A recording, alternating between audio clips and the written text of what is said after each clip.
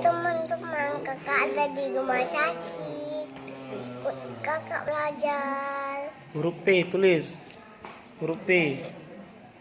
P. A. A. P lagi. A lagi.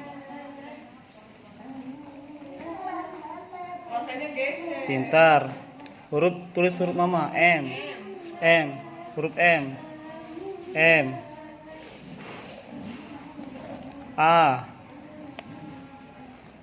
M lagi. A lagi.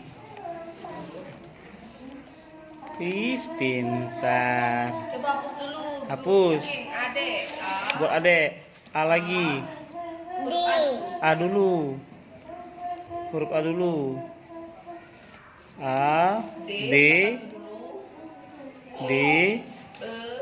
A lagi. Iya, E. Tengahnya. Iya, pintar. K. Huruf K-nya. Pintar. Di bawahnya kakak. Buat kakak. K.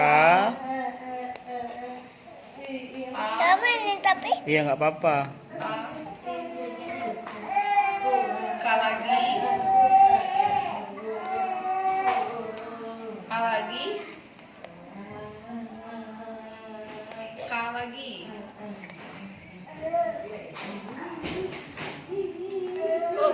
Nah, Bagus nggak teman-teman? bilang. Bagus dah teman-teman. Ini hasilnya. Ini hasilnya. Kita belajar lagi ya teman-teman. Jumpa lagi. Dan kakak Pio. Dadah. Jangan lupa like, comment, subscribe. Dadah.